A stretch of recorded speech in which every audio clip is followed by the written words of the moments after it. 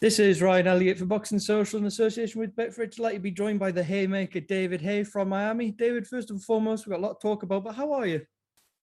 I'm good. I'm really well, thanks. All is well. All is well. That's good to hear. Now, obviously, big week for the heavyweight division. Tyson Fury and Deontay Wilder, their trilogy bout over in Las Vegas. Tyson's been in confident mood so far this week. He thinks it's going to go even quicker than last time. What can Deontay Wilder change, and what do you think he will change to ensure that doesn't happen? What Wilder could change is start throwing some punches, start getting some success in this fight. He had very, very little success in the second fight. Shockingly, I was there ringside calling the fight for BT Sport Box Office, and I was shocked at the lack of anything he brought to the table on that night. The first fight, very good fight. He was able to deck Fury twice, but it was still a close fight. He lost a few of those rounds, got outboxed. The fight was a draw. This time, second time round, he made it as conclusive as can be, to the point where nobody was really interested in seeing this fight. It was really strange. People were just like, it was so one-sided.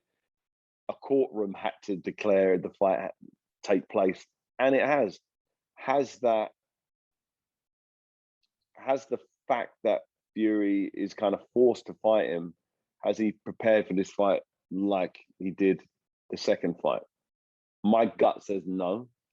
The fact he got to Las Vegas so late, these are but well documented sort of family struggles and issues that fortunately are okay now, but that would have been a massive distraction.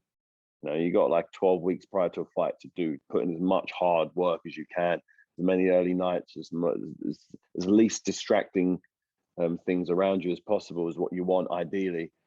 The fact he got to Vegas so late, I'm not sure what stuff he's Andy Lee even there. I don't know. It seems a bit jumbled up versus what the second fight did, where he did so well. Wilder, on the other hand, apparently he's had surgery. He had surgery on his right bicep, I believe. That went, and that was the reason he believes, one of the reasons why he believes the second fight didn't go the way he wanted it to. He's got a chance Saturday to prove it. He's got his chance to show, that the second fight was an anomaly. But Fury's going to have definitely have something to say about that.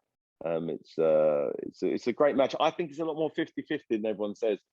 I think we've got a much, much better Deontay Wilder for the third fight. I don't think we got as good a version of Fury for the third fight. I just don't think as good as he was for the second fight, he can be this time round.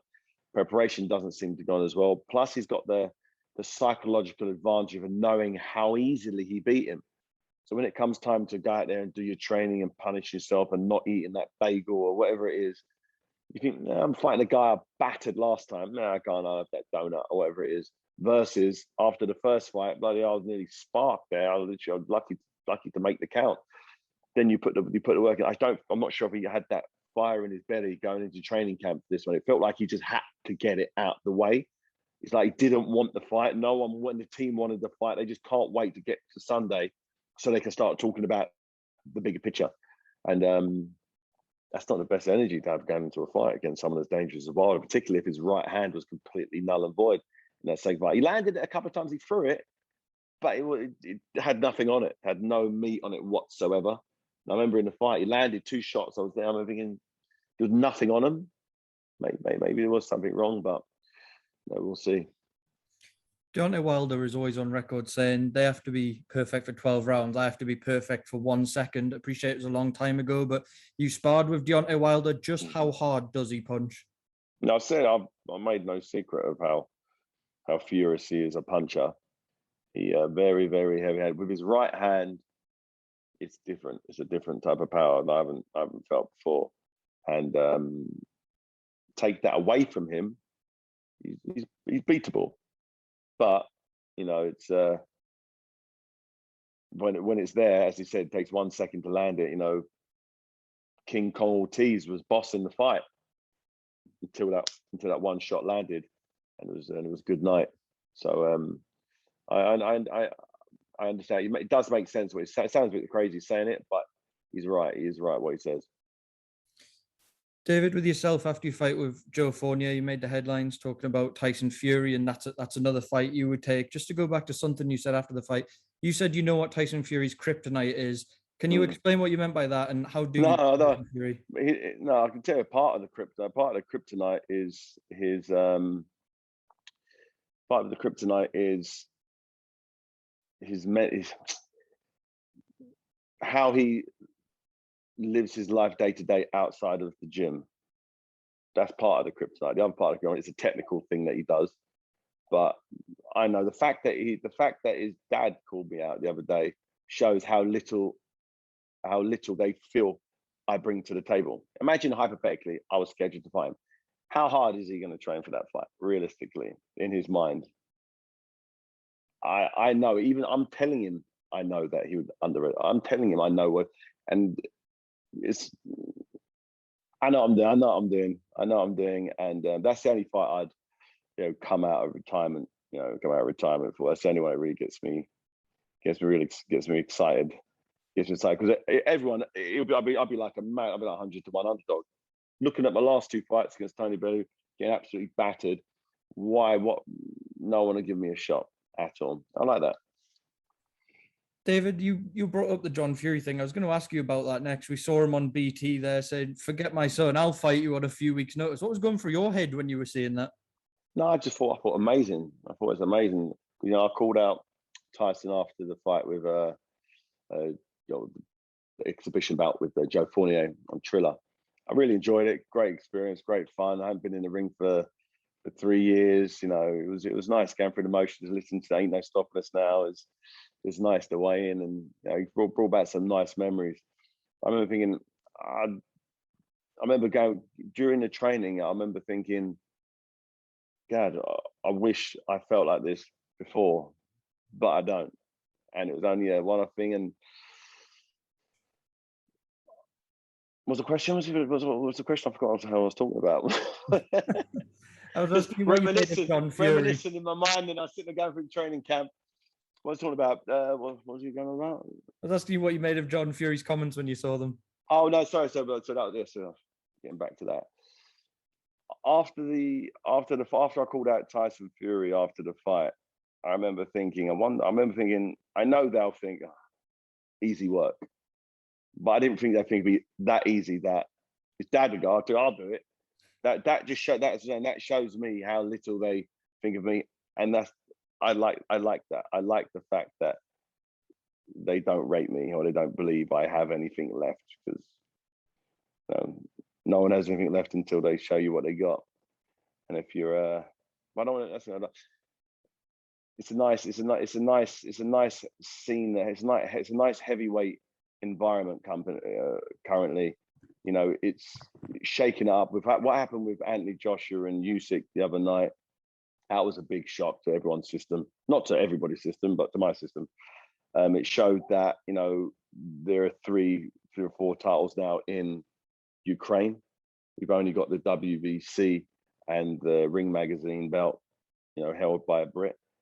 And Tyson Fury has, he's the flag bearer for Britain now. He's got a fighter in Wilder who is probably one of the hardest punchers ever, and he's going to need to perform. He's going to need to perform. So I know he's not expending 1 ounce of energy worrying about fucking me, but he's got it all to do. And I know it sounds crazy because the last fight was really easy, but I'm positive that Wilder's going to be way, way better. And he's going to, as long as he's mentally prepared, he might have to get off the canvas a couple of times, like he did the first time round. It's the same guy he's fighting. Maybe it's a different guy than the second fight he had. And as long as he's aware that, because the interviews that I've seen with him and his team, it's like, it's go out there and just batter him.